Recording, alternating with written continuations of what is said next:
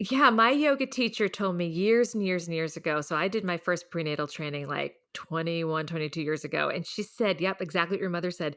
Get on the floor and scrub the floor because that rocking motion is so good for the pelvis. Opening the sit Mhm. bones, great for the pelvic floor. Your mom was smart. Yeah, I like it. It's really funny because I won't tell you some of the other things she told me. Well, yes, I will. I'll tell you one that just literally popped into my mind. She also told me that when you get in the pool, your period stops. Huh, no. It just cracks me up when I think about some of the things I did not know were not true until I was an adult. I've had students say, "Can they swim or can they take a bath? Is the water gonna go up their vagina?" I'm like, "Your vagina's not a straw. It's you're not drinking enough. It's okay." Welcome to the Birth Experience Podcast. I'm Trish Ware, a longtime labor and delivery RN turned online birth educator / virtual doula. I've had the amazing privilege of delivering many babies in my 16 plus year career as a labor and delivery nurse. And as a mama of 7, I'm here to help you take the guesswork out of childbirth so you can make the choices that are right for you and your baby, and write the birth story of your dreams. So hit subscribe and let's replace your anxiety and fear with complete confidence. Quick note, this podcast is for educational purposes only and does not replace your medical advice from your provider. Check out our full disclaimer at the bottom of the show notes.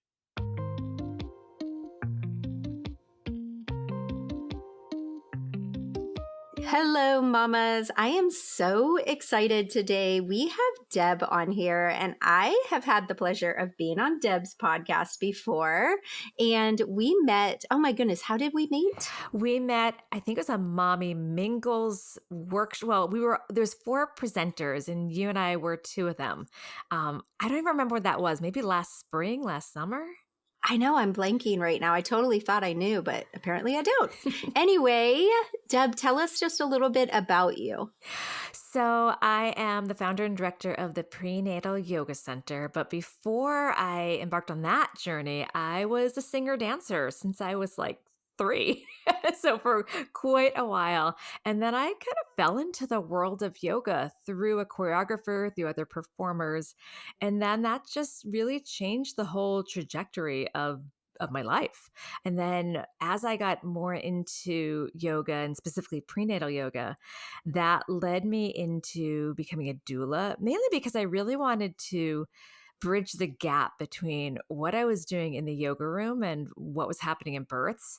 And I wanted to share with my students that they need to have information to make choices because I didn't really see that happening in a lot of births.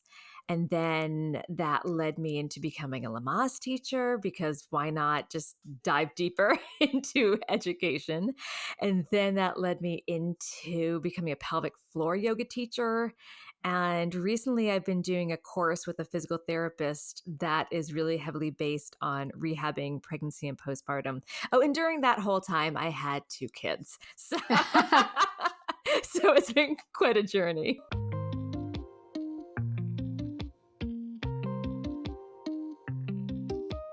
My next question is what I'm going to ask everyone that comes on to the birth experience is to tell us about your birth experience. But now I'm interested in, you had children after doing all of that, I or did. I did. Yeah, I was 10 years in. I know, isn't that crazy? Almost everybody that I interview on my podcast will be like, "Oh, I had my kids and this is why I became a birth worker." And I was the opposite. I opened my studio when I was 28, and as a singer dancer, we weren't having babies. I mean, New York City tends to have kids a little bit later anyway. So I had my first at 37 and my second at 40. So well into working in the perinatal community. But I will say, having my first child dramatically changed how I taught yoga because of how the birth unfolded. So I had been a doula for almost 10 years at that point. I was a performer. I'd been dancing for most of my life. I was I had a very strong yoga practice. So I thought this baby would like walk out. I'm like, I'm like, here I am. This is what I do. And he did not. He took 42 hours to make his appearance with 5 hours of pushing during that. And at one point I'm yelling to my midwife, can't you just pull him out? And, and she's like, do you want me to cut a episiotomy? I'm like, oh no, really? Is that where we are? So that birth, because it was so derailed from what I thought it would be, it made me step back and say, okay, what happened? Because again, this is what I do. And what I realized, it wasn't just the yoga. I was doing everything that I knew not to do, but I hadn't really put much thought into it. I was still cycling every day. I was doing a lot of weight training, quite a bit. And what I realized in hindsight is there was probably so much tension and tightness in my pelvic floor and in my psoas and in the soft tissue that really created what I call a dysfunctional birth, that he was coming into my pelvis asynclitic. So once I started to understand the rule, not just, I knew I understood baby position, I had been a birth worker, but I didn't understand what I was doing had such an impact on how he would descend into the pelvis and how that could create dysfunction.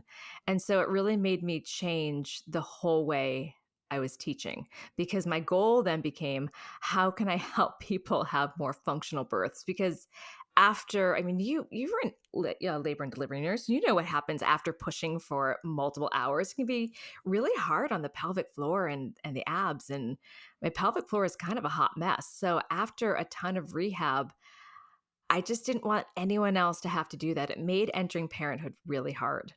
So when I had my second, I did everything very differently. I saw a chiropractor. We did the Webster technique. I saw an acupuncturist. I was doing a ton of what I call body balancing. And I would say it was the perfect birth. It was like 6 minutes of pushing. At one point, I went from the shower to my bed, and the midwife and her assistant were like, we'll just see how it goes. And literally I said, something's coming out. And the bag of water hadn't broken. And I'm like, because in my head, I'm thinking something's coming out and it doesn't hurt. So the bag was bulging. And then all of a sudden the bag broke. And like maybe 2 pushes later, my daughter is born. So, and that was maybe 4 hours of laboring. So very, very different. But what's also really interesting, they're very similar to their personalities. Like my daughter would be like, how can I help you? What can I do? And my son is just stubborn as hell. That's exactly how my kids, -1. My second son came in a whirlwind, like as fast gets, but it literally was the last thing he's done fast ever in his life. So I always joke about him. But yeah, even my babies in utero, their activity, like my oldest son was up all night. Then as a child, this kid would sleep in, stay up late. Like I couldn't get him to bed early.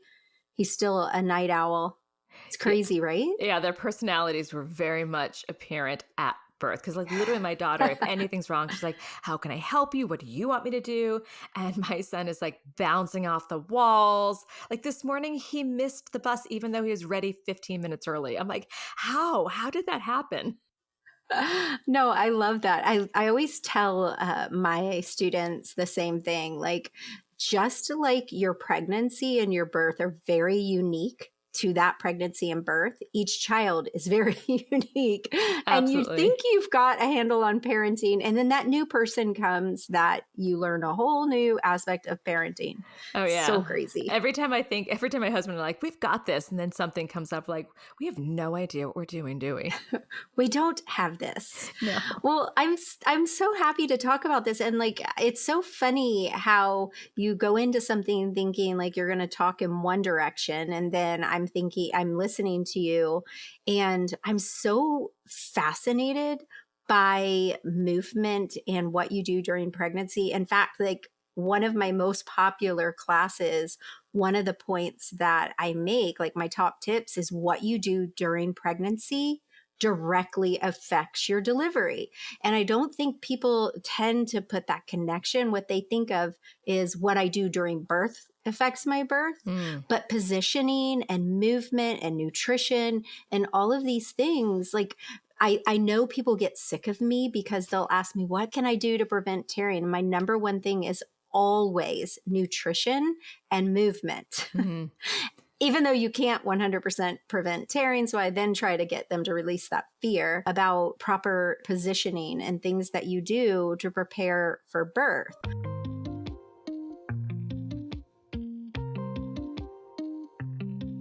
So I wanted to ask you all about your prenatal yoga center. And I know we talked a little bit about the methodology. So I'd love for my listeners to hear that. Oh, sure. So the methodology came pretty much when I started the studio. So I was already practicing at some other just general yoga studios. They weren't prenatal. And they all had such a wonderful sense of community. And when I thought about pregnancy and new parenthood, it could be a tumultuous time now, especially in a place like New York where it's so crowded, but so many of us come as transplants. We don't have a lot of family. So I thought community needed to be at the foundation because it can be really isolating. If you don't have friends going through this with you, it can feel really isolating. So community is at the foundation. And then I also knew I wanted to interweave childbirth education into every class in some manner because childbirth education attendance has been continuously declining. And if we don't have that knowledge, that evidence based knowledge, we can't make informed choices. And then we're kind of just stuck with what other people are telling us. And then that's where birth trauma can happen, emotional trauma that you felt Mm, like your voice wasn't heard. And there's actually been studies that show that even if the birth doesn't unfold how people had envisioned it, if they're part of the decision making process, they're more satisfied. mhm. So, part of that methodology is always interweaving some sort of childbirth education theme. And it could be from having conversations with your care provider about choices and birthing positions and even what kind of schedule they expect you to be on, how far past someone's due date or how long can they labor. And then there's the physical part, which also super excites me. So I look at that as the yoga poses, or we call them asanas, they're just a tool. And it's a tool that can be used for developing coping skills because you're going to be talking our childbirth ed class about coping skills, but I like putting them into practice. So can we be in a safely uncomfortable pose to help our coping skills and our relaxation techniques? And of course, we can use then the asanas to help alleviate aches and pains. But what really excites me is can we look at the yoga poses and think about how can we create balance in the body? Because we know that when there's more balance, baby is more likely to descend and rotate with its chin tucked in and have that spaciousness to find its way through the pelvis. When we have tightness, maybe it's one psoas is tighter than the other, and that's creating some asymmetry in the uterus, or there's pull and torque on the uterine ligaments, or there's tightness in the pelvic floor. That can disrupt how baby descends and rotates and that baby's position. We don't want baby to come down looking up with its chin away from its chest. That's then pushing its forehead against the cervix. And then we often see, but again, what I call dysfunctional labor is where maybe it's long until the baby can reposition itself, or maybe you have a skilled L&D nurse or doula that can help with these positions. But if someone doesn't have that and they're kind of left with themselves, or if they have a partner or whoever's on their birth team, they don't have those skills to even know, they may end up having a surgical birth, not because baby was necessarily too big, but baby could be malpositioned from the imbalance in their body. So I get really excited about using the poses to help create balance and release unnecessary tension. I love all of that. There's so much in there. We are so much on the same track. Oh yeah, I know that. After speaking with you, I'm like, oh yes, we are aligned. And it's exciting when you meet like-minded I, people. I totally agree. And the birth culture has to change. It Mhm. has to change. I tell my readers and my students all the time, someone's going to make decisions during your birth. Someone. There will be decisions, and it should be you. Like, Mhm. you need to be leading them. And the only way to do that is to have a foundation of education. And why I started doing what I do is because I got so disheartened and tired of seeing women going back to the OR, like you said, because instead of trying position change, they go back to the OR. Or instead of allowing mom a little more time to wait on her body, the fact that they expect us all to do the exact same things in the exact amount of time is so ludicrous to me. Hmm. None of us even have the same length cycle. Right. So why would we each have, oh, you should have this amount of first stage, second stage? Like it makes no sense to me. It blows my mind. So I love all of that. I tell my students all the time, you have to understand your body and you have to learn to listen to your body. And even though Trish is saying, oh, try this for this, if your body's telling you otherwise, listen to it and move around. And we really lean into that in class. So the one thing I think is really unique, because I take yoga class as a student, and I like being led through class. And there's been times I've been in a pose, I'm like, oh my gosh, why am I still holding this pose? Like my shoulders would be burning or something's really uncomfortable. And in my mind, I'm like, Deb, come out of it. You've gone beyond where you should be. And yet I don't feel that space in most classes to do that. In our classes, we really encourage, like, listen to your body. I will offer all these options, but I want you to make choices. Mhm. You make the decisions. And if they can get comfortable and confident with that on the yoga mat, where it's just, a yoga class, that may spill over into their comfort and confidence to make bigger choices or to listen to their body, especially when we think about birth, that it's teamwork. The baby's descending and we can listen to how the baby needs us to move. Maybe we have to kind of move our hips in one way or circle, or it's so beautiful watching how people spontaneously move. I remember being at a birth where it was my friend Angela. So it was great being at her birth. She held all of a sudden out of nowhere, she held onto the side of the bed, those little, I call them horns, or like little handles. And she Mhm. just kind of fell into like a squat. She was just like rocking and squatting and rocking and squatting. And over, she kept saying, I'm okay. My baby's okay. I'm okay. My baby's okay. And it felt like she was listening to what her baby said. Hey, I need you to move. I need you to open. And so if we can do that in our yoga poses, I think it can help us, have that confidence to do it when we're birthing. Oh, I totally agree. And I love that. It's so funny. I've been at so many births, but still I'm picturing your friend and it like just does something magical inside of me. I love birth. It's so incredible. I love it so much. It hypes me up. And it like time feels like it's not all the time, but often time feels like it's standing still. I'm like, how did 4 hours pass? I don't attend births anymore because it's just with my kids at the age they are, I can't drop everything and run. I don't have family around, but it was really a joy and a pleasure and an honor to be invited into there. And I always felt like I learned something new at every birth because they're Everyone. all different yet the same at the same time. I love that. And that's where birth professionals need to allow themselves to continue to evolve and adapt and learn instead of holding to like one idea, one thing they were taught in nursing school or they were taught here, because you learn so much about all women when you're watching birth and how, yes, maybe it works this way in the books, but in real life, it's a little bit different.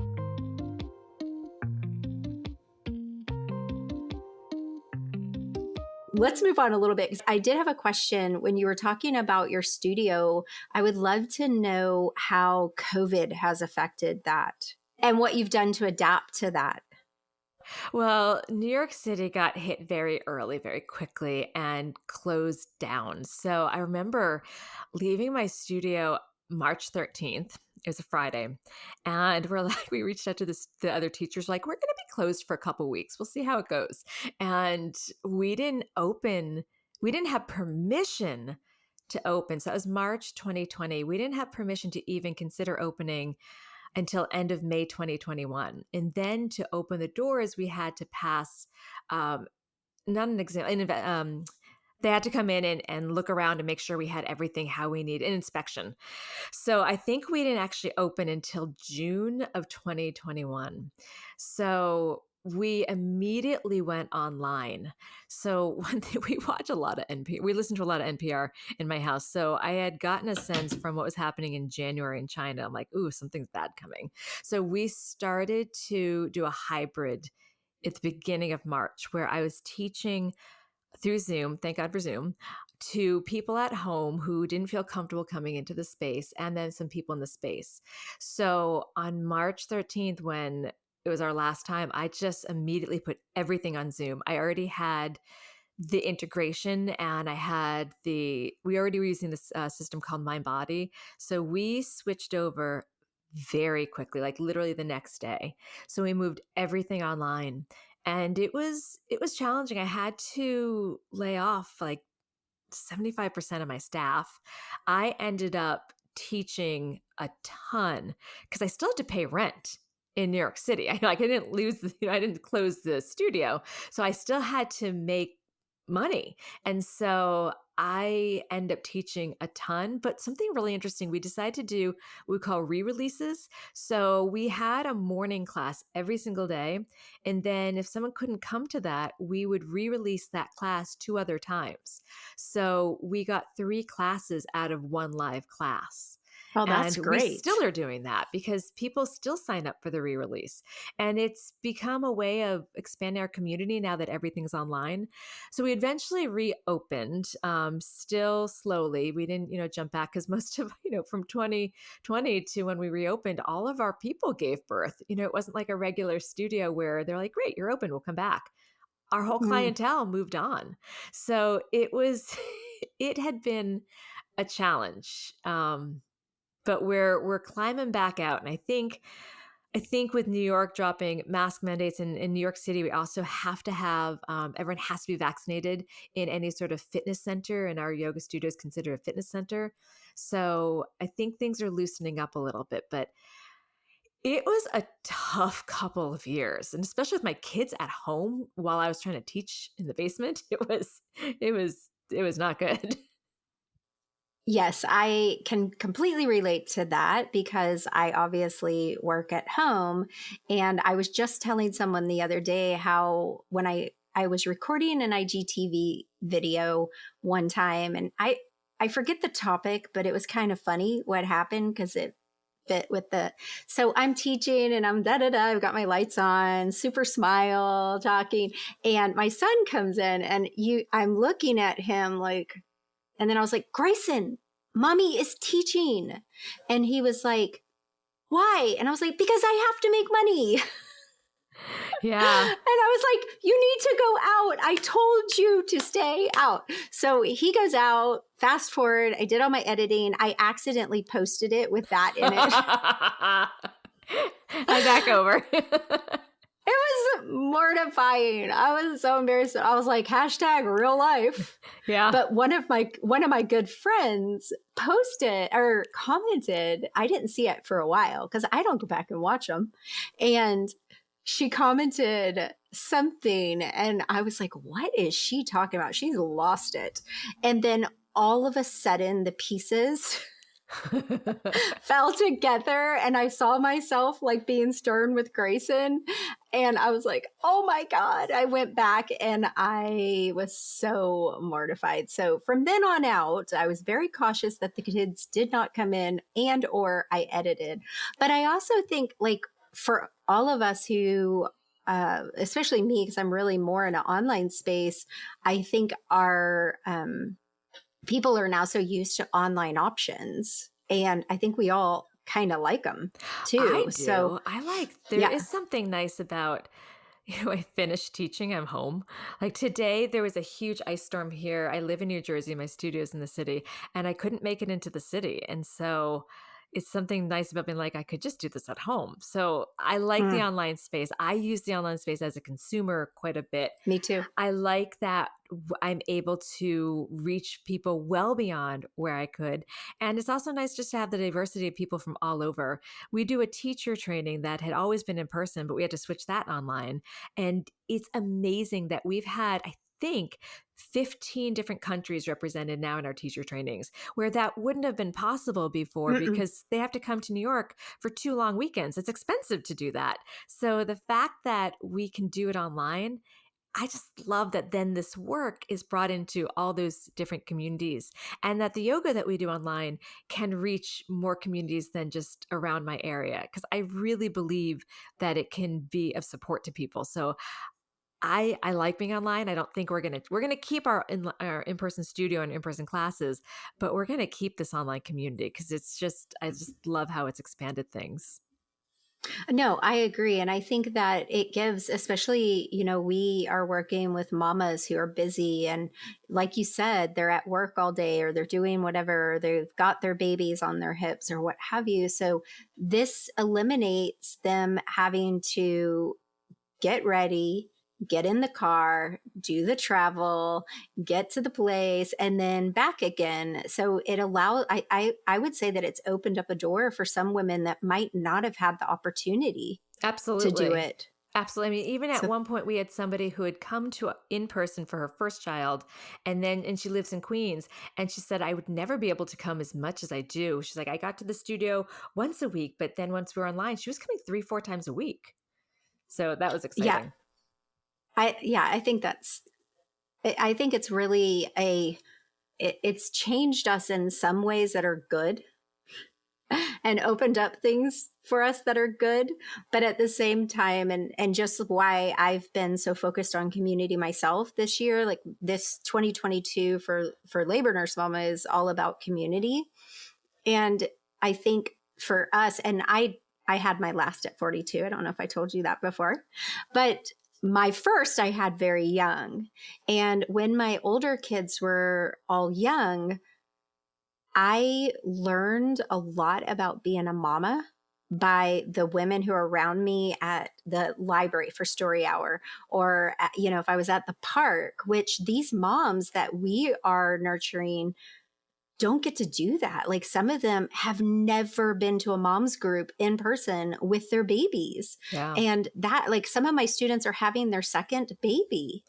And Yes, second, that is the craziest. We've had people that were with us in the beginning of the pandemic and now they're back for their next. And I'm like, all mhm, you know is parenthood in the pandemic. And you can I see know. the excitement when they're starting to interact more with people in person. Right. And as opposed to our children who used to scream their heads off if they saw someone with a mask on because that meant doctor's office. Yeah. Their babies think that everyone should have a mask on. It's such a weird world we live in. Guess what? I have a free birth workshop helping expectant mamas get as educated as possible about the labor experience and push like a freaking champ instead of freaking out. Whether you're having your first child or the last of many, every expectant mama wants the same thing: a quick, easy as possible, complication-free labor. It's the whole pushing part that trips us up. Will I know when to begin? Is my pelvis too small? What about all that pain? Well, mama, as an experienced labor and delivery nurse with 15 plus years of experience, I can say one thing for sure. Fear and anxiety causes labor to slow down. Nobody wants that. I'm going to show you how to avoid that in my free workshop, How to Push Like a Boss, and love your labor experience. We're going to cover everything from pushing faster and more effectively to when to start, the best positions, and how to open your pelvis, even if you have an epidural. Plus, everyone who attends gets a sweet little gift from us just for coming and hanging out. So if you want to learn proven ways to shorten your pushing time significantly, then check out the link in my show notes and join us for this free live class next week. We'll see you there.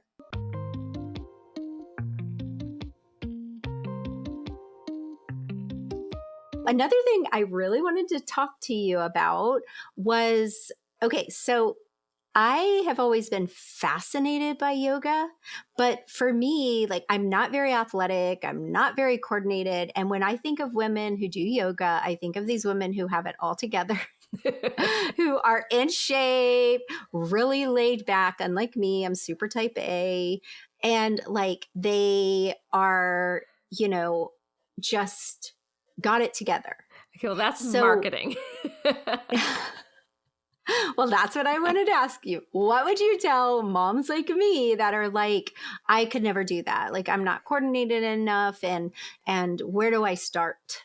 All right. So thank you for bringing that up because that is just good marketing. So I came into yoga as a dancer. So yeah, I did have the flexibility and the pretzel like ability, but I am very type A. I'm like not the yoga person. Everyone's like, oh, yogis are so laid back. Not always, probably not many. And I would also venture to say they don't have all their stuff together either. So like anything like parenthood, we don't want to compare ourselves to others. I mean, think about that. One thing about the playground is like how many times do you compare yourself to others or my kid's doing this, your kid's doing this. You don't have to have coordination. But what I can say is that because it's a mindful practice, it can lead to coordination, which I think is helpful. Body proprioception, body awareness, I think is incredibly helpful because that's how we listen to our bodies, is because we get to know our bodies. So, as long as somebody is willing to show up and really be with themselves, that's all they need to do. They don't need to show up flexible or already in perfect shape or, not type A. I am all those things. I am type A. I'm not always put together. So I think they just have to have the willingness to learn. It's like when we're a parent, they give you a baby and say good luck, and we kind of have to learn it on the fly. The same thing can happen on the mat, and it's just a wonderful opportunity for self-reflection. And I call it, when I get on the mat, I did a practice this morning, I call it my mental vacation because it's so nice to step away from my to-do list and all of my responsibilities and just everything I do is for everyone else. But when I'm on the mat and I'm just trying to pay attention to how I'm moving and the directions of my body and what I'm feeling and how I'm breathing, my mind just has space. So I think it's a wonderful place just to get to know yourself and to step away from everything else that as parents we have to do. So don't worry if you're type A. Don't worry if you're not coordinated. Don't worry if you can't touch your toes. We'll get you there. And then the good thing with prenatal specifically is we use yoga props. Their bodies are changing all the time and everyone comes with a different body history. So we use a lot of props that can help you move gracefully and in a way that when you're pregnant, you're like, wow, I can move and I can transition and I can do all these things that maybe they didn't think they could. So I hope that answers your question. So don't hesitate showing up. Yes, it does.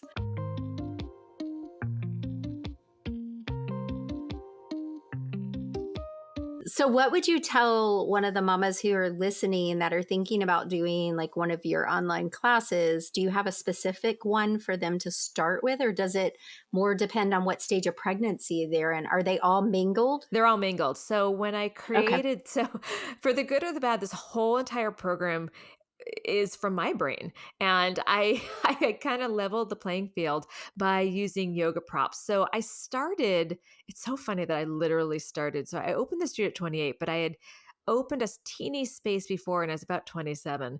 Again, not having had kids. And I just And this was prenatal this only. is only pre and postnatal. Yeah. Okay. Okay. So I was really just looking at how my students moved. And at first I'm like, okay, can we swing the leg forward from down dog? I'm like, no, the belly gets in the way. So really early on, I started to use yoga blocks as extensions of their arms because it gives you a good, I don't know, it's maybe a foot, maybe 10 inches of height. And so if you're super pregnant, you can bend your knees and put your hands on the blocks so much easier than you can the floor. So I would say, all the classes are even level, that I kind of level the playing field, and we address all stages of pregnancy. We have people, the best, I had a student on Tuesday's class, And she's like, okay, I'm going to see you tomorrow, but I do have an appointment with my midwife. And I'm like, okay. And then I got an email Wednesday. She's like, I just had my baby. And I'm like, of course you did. Nice. So really anytime there are certain things like at the end of class, I'm going to position someone in their third trimester different than someone in their first trimester. Cause I'm also thinking about vena cava syndrome and fetal positioning. But for the most part, it's really open leveled. Oh, I love that so much.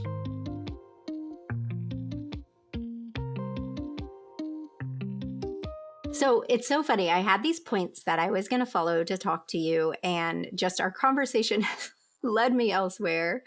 So I always tell my girls, so let me backstory. My mother is very Southern. She's from Kentucky, and she has told me a lot of weird stuff that would borderline old wives' tales. However, she did tell me when I was first pregnant to do one thing my entire pregnancy that would help me with my delivery. And so I wanted to ask you, like, if there was one thing that you would tell a mama to do to help them prep for birth, what would be that one move or that one thing physically? And then we'll talk about mentally. Okay. I would say, can I combine two things? I would say Sure. posture and breathing. So we know the curves of the spine get exaggerated. They get more sway back, more kyphosis, more to call the chicken neck. So if we can align posture better and breathing better, I think that's going to help their nervous system. But again, I love the idea of thinking about baby position. If we're breathing well, diaphragmatic breathing, it's going to help the pelvic floor. And if the pelvic floor is supple and springy, that can help birth. If we can learn how to breathe well, that can help with tightness in the back, tightness in the neck, and again, coming back to our nervous system. So like proper posture where we're not just falling into that sway of the back and over rounding and sticking the head out. So good posture. And what I mean by diaphragmatic breathing, so not belly breathing, because then we tend to push into the belly and that's not great for our connective tissue. But if you can think about your rib cage like a big umbrella, if we can breathe more into the side and the back ribs. So one way I was describing it to my students, and I broke it down, like really break it down. So I'll just break it down really quickly, that I was inviting them to think about when they breathe into their lungs, they're like two big balloons. And that when they inhale, can they think about filling the back and side balloons more? So it gets into our back ribs. And then underneath those two big balloons, we have this thing called the diaphragm. It's like a big dome-like muscle. It kind of reminds me of a jellyfish. That when we inhale, if that whole jellyfish can gently drop and spread, that gently helps stretch the pelvic floor. And then when we exhale, the diaphragm and the pelvic floor gently lift and we empty the lungs. And if we can get that kind of breathing, it can be so healthy for the body. And that goes back to my functional birth. I want those babies to have the space uninhibited to slide right out. So good breathing. Sliding out sounds slide good. right out like a water chute. Boom, right out. So good breathing and healthy posture. So do you want to hear what my mother told me, which actually was good advice? She told me that no matter what I did, to always get down in a squatting position, to hand mop my floors, to sit and read squatting. And I always joke to people, because I was very young when I had my first, I actually listened to her. And it happened to play out. Yeah. Squatting is great. I agree. It's hard the bigger you get, but I recommend my students use a yoga block, actually. Yep. For that, if they're having a hard time. Yeah, my yoga teacher told me years and years and years ago. So I did my first prenatal training like 21, 22 years ago. And she said, yep, exactly what your mother said. Get on the floor and scrub the floor, because that rocking motion is so good for the pelvis. Opening the sit bones, great for the pelvic floor. Your mom was smart. Yeah, I like it. It's really funny because I won't tell you some of the other things she told me. Well, yes, I will. I'll tell you one that just literally popped into my mind. She also told me that when you get in the pool, your period stops. Huh, no. It's just cracks me up when I think about some of the things I did not know were not true until I was an adult. I've had students say, can they swim or can they take a bath? Is the water can go up their vagina? I'm like, your vagina is not a straw. It's you're not drinking enough. It's okay. Oh goodness, yes. I should write a book, honestly, on the things that my mother told me. That's a whole nother podcast. So I love that we tapped into some of the things that I wanted to talk about for sure. I guess another thing, obviously, I want to ask you is, where can my students find you? Where can my listeners find you? So for classes and I have a blog and my podcast. So the podcast is called Yoga Birth Babies. And my studio and website is prenatalYogaCenter.com. And all of our social media is Prenatal Yoga Center. Pretty straightforward. Very easy. I know this is before, I opened this studio before like Facebook was even a thing and internet was just starting, and like an SEO was, what is that? So I went with what seemed obvious. If someone wanted prenatal yoga, I was going to be the Prenatal Yoga Center. So they can find me there. It's actually very smart. Thanks. When I started my business, I named it Habibi House, which is an Arabic word for like beloved. And no one knew what it was about. So now it's Labor Nurse Mama, and now everyone knows.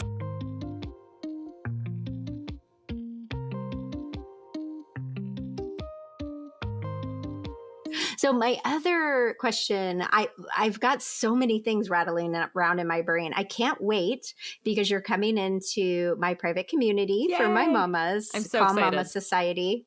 I am so excited too. This is brand new, just off the ground, but like you said, community is so important.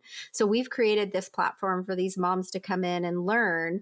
And as you were talking, I'm like, man, they are going to love this. So I would love for you to talk to them about the posture and the diaphragmatic breathing, because I've done some of that in my purposeful positioning course, but obviously it's not my training. So I'm just telling them what I know. I just don't know how to, completely how to teach them all those things. And I really am excited about that. So I look forward to that.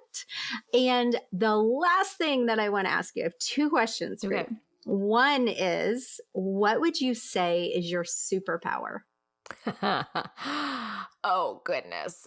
The one that pops. I love getting women to focus on their good, because we all bring something good, I don't know if it's good or bad, but so I don't know if you ever look at like if you ever go to a Chinese restaurant and they have the placemat and they have like your birth year and you're like the year of the monkey or whatever. So I'm the year of the ox, and I've always joked that I'm like an ox in the way that I don't know if this is good or bad, but I have the ability to carry a lot. So that's good and bad, because as a parent, it can burn you out.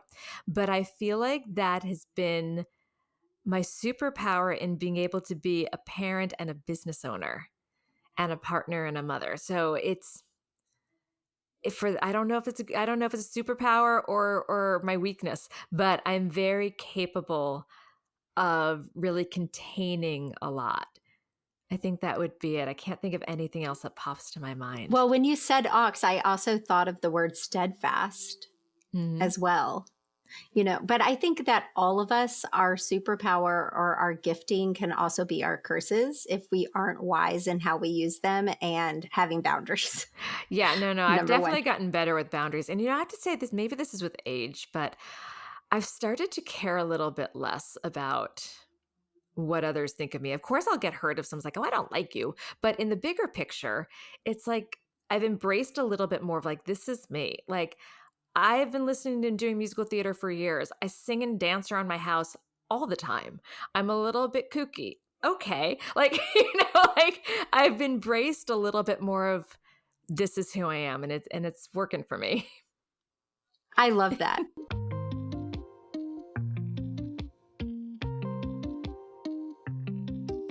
So here's my other question. Okay. What would your partner say? Your superpower. What would he say about me? I think he'd agree about being that ox about kind of plowing through. Sometimes he says bulldozer. But I also Other word for ox. another word.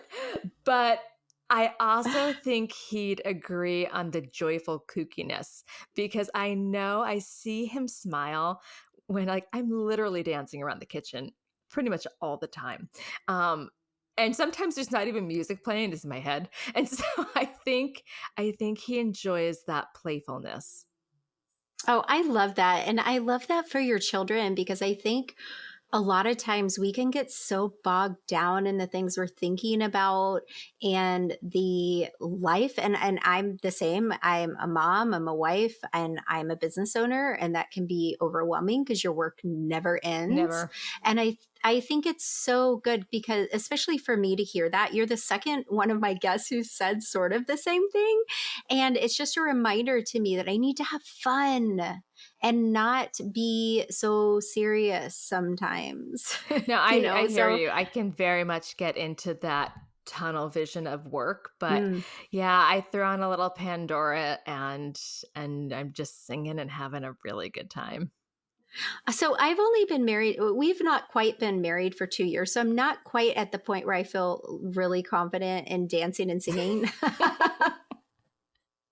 I do not have a history as a dancer and absolutely will never have any kind of future as a dancer or a singer. So that is out. But I so enjoyed having you. It was so much fun. I loved getting to talk to you. Last time I got to talk to you on your podcast, which I love. So this was different for me. I did my first podcast interview this week. So we joked that I'm no longer a virgin. I have now done it, but I'm super excited about this and my students and my listeners hearing because I think this is so important. Thank you. It's so important to have that mind-body connection and to understand that we do have things that we can do to help our birth be different. Yeah. Because I think we think, oh, it'll be, and I hear it all the time. Oh, there's, birth is unpredictable. Yes, it is. And I can't really control what happens. You can somewhat control some of it, the parts that you can control. Right. So it's exciting to hear some tangible ways that you can help your birth go in a better way. Yeah. And accept it if it goes differently. Yeah, we can just set ourselves up at least for the success that unfolds, put ourselves, let's stack the cards in our favor. Exactly. And I think we as birth professionals have to keep trucking on because this has to change. The birth culture has to change. And the only way that it's going to change is just how you nailed it when you said about birth trauma. Birth trauma is, I tell my girls all the time, and I get flack on Labor Nurse Mama when I say something about birth trauma. There's always someone who wants to lend it to something catastrophic happening. And it's not necessarily, more often than not, it's as simple as a mom just not being heard. Yeah, and supported. Yeah, we have to change it. It has to change. We may be out of a job at some point if the culture completely changes, but so be it, because women should have every right to experience the natural process of birth how they see best for themselves. Yes. Not how we want them to do it. Absolutely. It's not for us. Not for us to say how someone else should birth. We just want to support them in their choices. No, we just lay out all the choices and educate them, and then they pick up the ones they want. Right. Period. Well, thank you so much for being here. It was so much fun. Thank you. Hey, Mama. I loved this episode. I love talking to Deb. I love talking about the power of understanding your body movements. I love that she teaches mamas yoga moves and breath work so that they can have a birth experience that they love. Thank you for joining us today on Birth Experience with Labor Nurse Mama. If you loved this episode as much as I did, make sure you hit that subscribe button and write us a review. Tell us what you love. Tell us what you want to hear more of. We love hearing from you. If you want more information from this episode, head to labornursemama.com prenatal yoga. And we've got all sorts of stuff for you, including a nice little freebie from Deb. Have a fantastic week. We'll see you next Friday.